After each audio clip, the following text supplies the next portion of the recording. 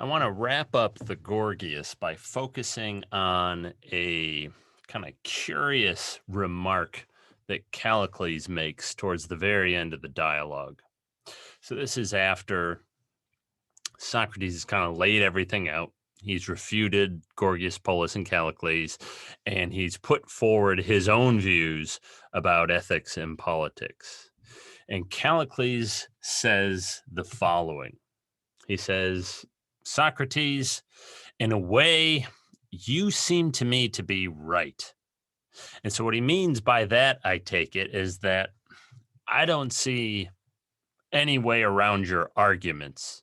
I can't pick out what's wrong with the arguments that you make.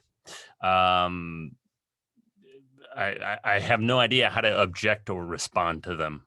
Right. So your arguments that, yeah, I can't do anything about them. I don't know how to respond to them. They seem to me to be right. But the thing that happens to most people has happened to me. I'm not really persuaded by you. I don't know what's wrong with your arguments.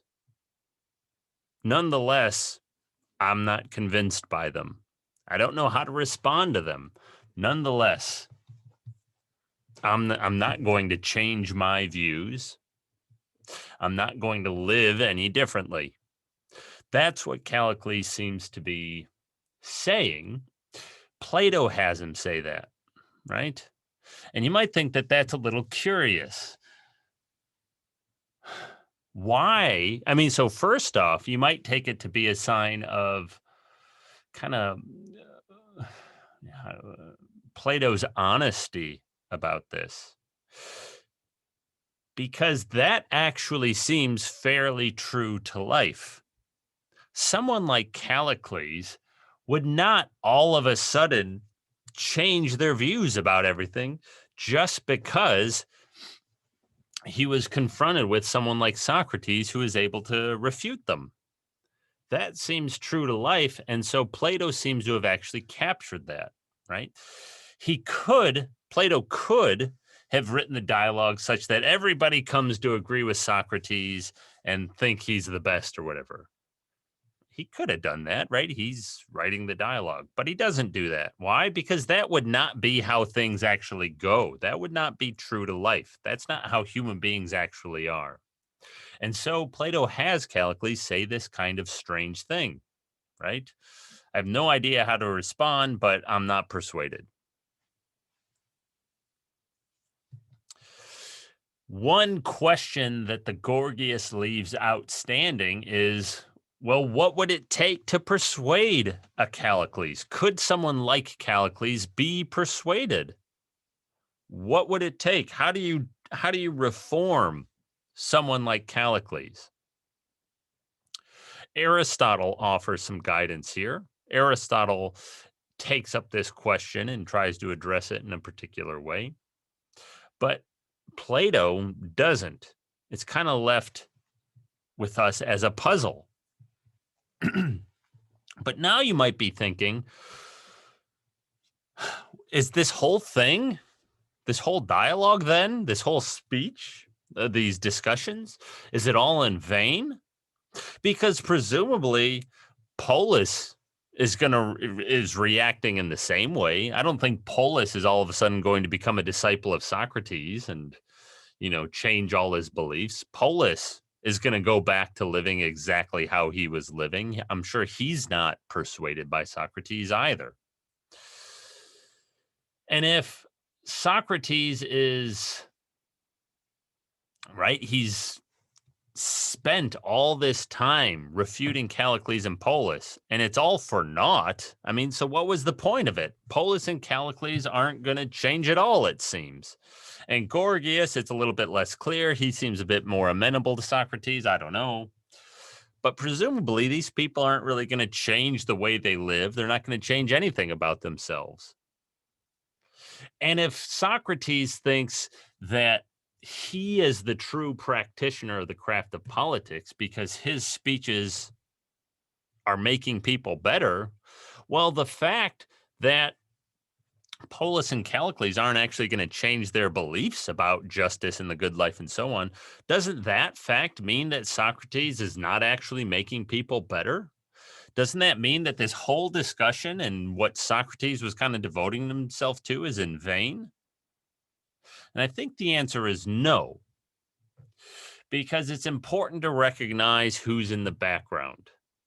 You have all these young, impressionable Athenian youths, ambitious, who are looking for direction and guidance in life. That's why they are there. They are there because they were just at Gorgias's presentation. And they were at Gorgias's presentation because they're looking for a teacher. They're looking for someone to give them some guidance as they enter adulthood. And so they're not already committed to the way of life that Polus or Gorgias or Callicles is. They're still, in some sense, open. And so I think you can see Socrates' speech. Yeah, he's refuting Callicles. He's talking to Polus. He's refuting Polus and so on. But those speeches, those discussions, what's really powerful about them, what's really important about them, who they're really directed at, what's really powerful about them is not the effect that they have on Callicles or Polus, but the effect that they have on that audience, on those impressionable, ambitious Athenian youths, young adults. And so Socrates' discussions, I think Plato is trying to portray for us, are not in vain. They might very well convince some of those young adults who are present not to attend Gorgias's classes, perhaps convince them to seek out Socrates tomorrow, see what he's doing, follow him around, and so perhaps receive some true moral guidance, much in the way that Plato did when Plato wasn't a young adult, right? More generally, so you might say, well, that's all fine and good for those Athenian youths. And okay, fine. But still, what's the point of it anyways? I don't know. Those Athenian youths, who cares about them now? Well, look what Plato did. He wrote this dialogue. He didn't go around necessarily making these speeches in front of these Athenian youths or whatever. He wrote these dialogues. And so I think you can see these dialogues. The point of these dialogues is very similar to the point of Socrates' speeches. Socrates' speeches really have their effect and power, not on Callicles and Polus, the people he's talking to, but on the audience, on the people gathered around. Well, so too with Plato's dialogues. They really have their effect on us, his readers, the people who read or listened to these dialogues, right? We are much like the audience gathered around. And so the effect of these arguments, yeah, are these arguments supposed to convince a Callicles?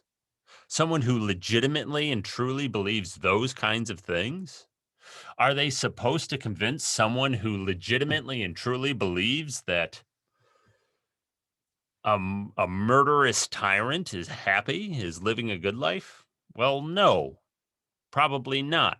Someone like that, Plato seems to be indicating, may very well be beyond rational persuasion. There may be nothing to say to such a person, quite unfortunately. But most people aren't in that boat.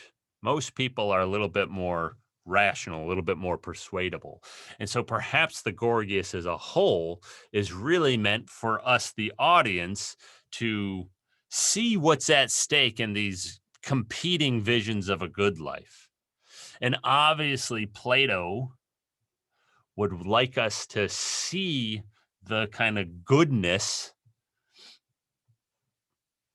the truth behind Socrates' view on these things, right? And so that might be the point of the Gorgias. The point of the dialogue of Plato's writing is to help us today live better lives.